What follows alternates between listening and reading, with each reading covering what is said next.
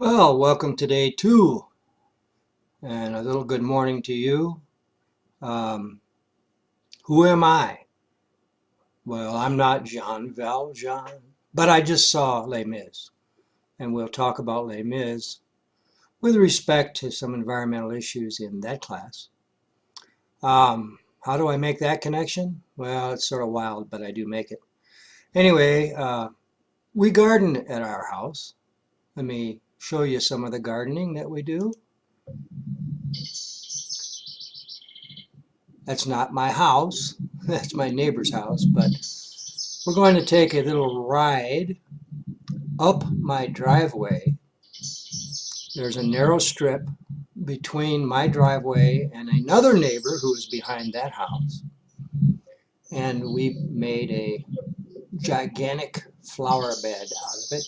And at the very beginning, I have a bunch of raspberries that are just about ready to really go. They're huge and very abundant this year.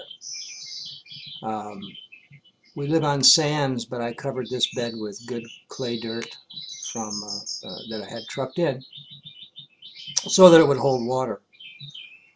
Um, but anyway, we go up the driveway through the sun, and then we move into oak woodland, and underneath the oak trees we've made another large bed that is continuous with this bed that's in full sun. It's just that the plants are different because we use more shade tolerant perennials and a few annuals now and then that we put in. These are fire bushes that I moved from in front of the house, and they do very well. That's a 100-year-old little shed that was originally built for a carriage. It's a carriage shed, was brought up here from Monona, Wisconsin, and I sanded the whole thing and painted it. It belongs to my neighbor, but it needed some work, so I did it just for fun a couple years ago.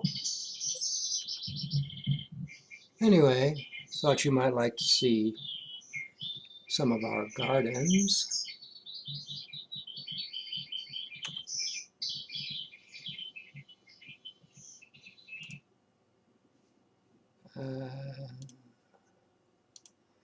Getting into the shade bed.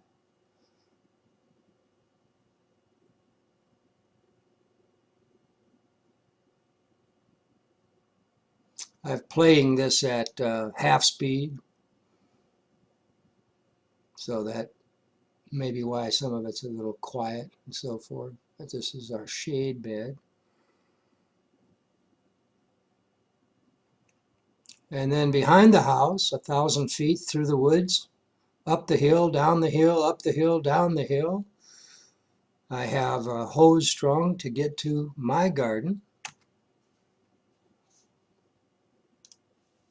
And I have that. What did I do with it? Oh, it's not there. Nope, wait a minute. There's my garden.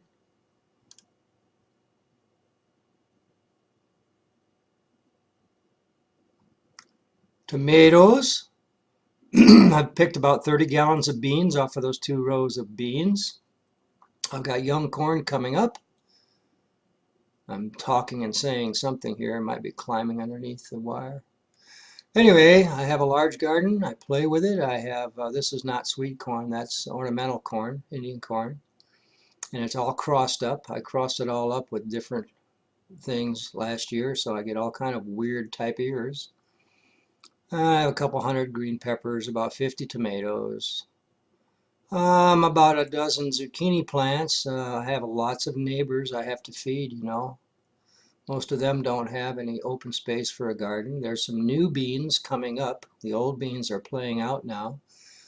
And then some more tomatoes. And my sweet corn crop that's coming, I really plant that for decoration because there's a guy up the road that really produces wonderful sweet corn. I'd rather buy it from him. Cantaloupes are in here, squash, some more sweet corn starting, gourds, and cucumbers. So It's a pretty big operation. It's all done with a hoe. To clear this grass, sod that was in this field originally, I used herbicide in the fall and in the spring. And then we used a rototiller and a disc and a rototiller. And then since then, I don't touch it except with a hoe. And I have an antique tool that I call a do-all, but it's an antique cultivator that works very fast. So I can cultivate this garden, the whole thing, in less than 30 minutes if I want to. Once you get into a certain point in the summer, you don't need to. There's very few weeds that come in once the plants get well established. And they help keep the weeds out by extruding chemicals from their roots. We call that allelopathy. Interesting. Anyway, so that's me. Who am I? I'm not John Valjean. I'm Mark Johnson. Welcome to day 2 of the class that you're in.